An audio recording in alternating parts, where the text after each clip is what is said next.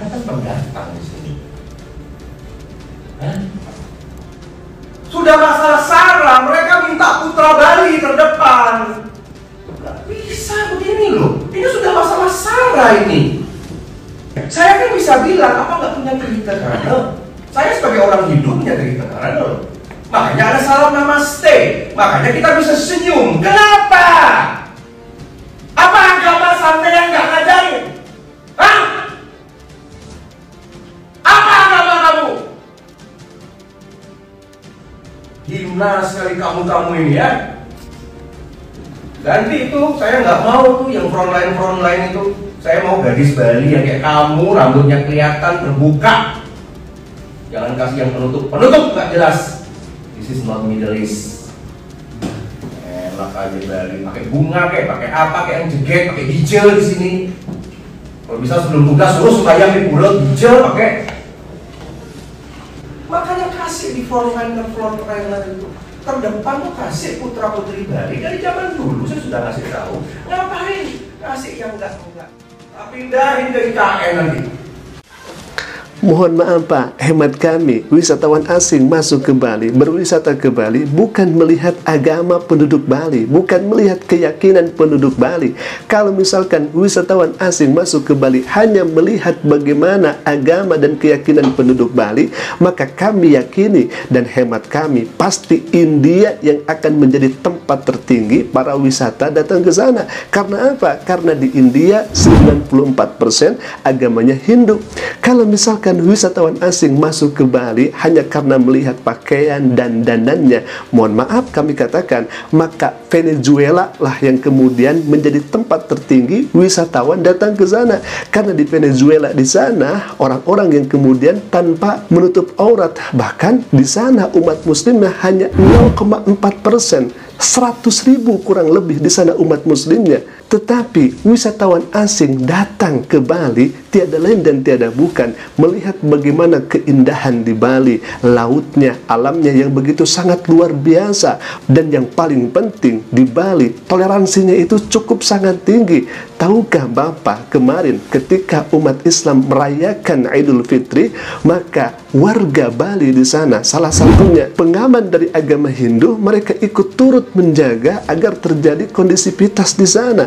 Bahkan umat Muslim begitu sangat toleran ketika warga masyarakat Bali yang akan merayakan hari nyepinya, maka umat Islam kemudian tidak melantunkan azannya pakai speaker. Karena apa? Ini toleransinya begitu sangat luar biasa. Apakah dengan toleransi yang indah seperti ini kemudian akan dirusak dengan pernyataan-pernyataan Bapak seperti itu? Ini sangat luar biasa. Kemudian Bapak ini kan seorang pemimpin, Bapak ini seorang figur. Seharusnya yang namanya pemimpin itu harusnya mengajak bukan mengejek, harusnya mendidik bukan membidik, harusnya merangkul bukan memukul. Yang pakai hijab atau yang tidak pakai hijab, semuanya adalah anak bangsa terbaik di Indonesia ini. Maka ingatlah kepada Undang-Undang Dasar, ingatlah kepada Pancasila, keadilan sosial bagi seluruh rakyat Indonesia. Di sini tidak dibedakan antara yang berhijab dan berkerudung. Apalagi tadi, mohon maaf, Bapak katakan di sini di Bali itu bukan Middle East. Jangan kasih yang penutup nggak jelas. This is not Middle East. Ya betul, Bali itu bukan Timur Tengah, Bali itu bukan Arab, Bali itu bukan Mesir.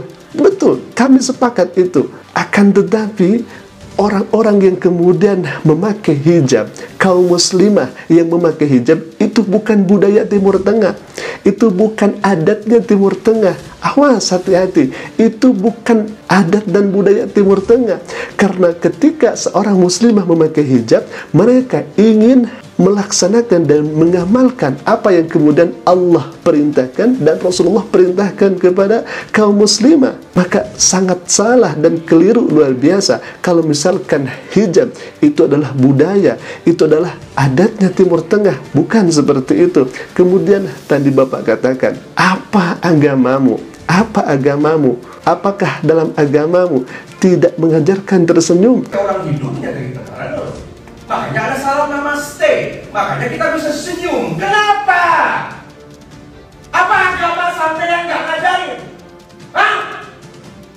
mohon maaf, kami akan sampaikan. Begitu luar biasa hadis Nabi Sallallahu Alaihi Wasallam mengabarkan kepada kita. Kata Nabi, tabassumuka fi wajhi akhika laka sadaqah. Senyummu itu kepada saudaramu itu adalah sedekah. Kami sudah dulu diajarkan agar kami tersenyum kepada saudara yang lainnya. Bukan hanya itu saja. Mungkin Bapak kami lihatnya dalam menyampaikan pendapatnya itu sambil, mohon maaf saya katakan, marah-marah seperti itu. Dalam Islam diajarkan tidak boleh marah. La taghdab, la taghdab, la taghdab, kata Nabi sampai 3 kali.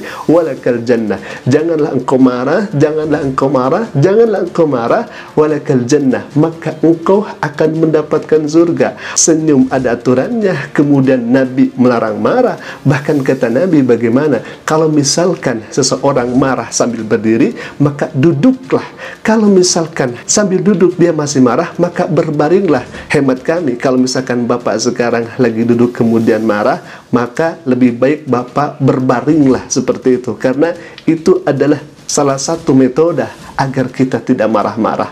Baik, ikhwatibillah, ini kami sangat sayangkan. Kemudian bagaimana komentar-komentar dari netizen, ikhwah. Baik, kita akan tampilkan terlebih dahulu. Komentarnya begitu sangat pedas, karena hemat kami pernyataan ini akan berpotensi merusak kerukunan beragama antara umat Islam dan yang lainnya, ya ikhwah. Kita akan tampilkan terlebih dahulu bagaimana komentar-komentar yang ada, ya ikhwah. Dia mantan model dan artis yang mencoba keberuntungan di politik dan akhirnya jadilah seperti sekarang ini, besar kepala dan rasis. Nauzubillah. Kemudian ada algoritma yang ikut juga berkomentar, bukankah dia itu yang persekusi UAS ketika diundang untuk kasih tausiah di Bali? Kemudian dari Bejo, ujung-ujungnya buat surat permohonan maaf, tempel materai 10.000, tanda tangan, selesai. Kawal terus kasusnya, jangan kasih panggung. Dan ada juga yang berkomentar, subhanallah, banyak yang lebih pantas dan kompeten untuk duduk menjadi wakil rakyat. Tapi orang-orang yang merusak persatuan dan kesatuan bangsa seperti manusia ini malah terpilih dan duduk menjadi wakil rakyat. Wakil rakyat yang mana? Pantas Indonesia tidak maju-maju. Kemudian tenggelamkan yang begini, Indonesia adalah majemuk, harus terbiasa dengan perbedaan. Yang begini ini harusnya dikriminalkan, bahaya buat persatuan NKRI. Dan yang terakhir di sini ada Never Lonely, ya.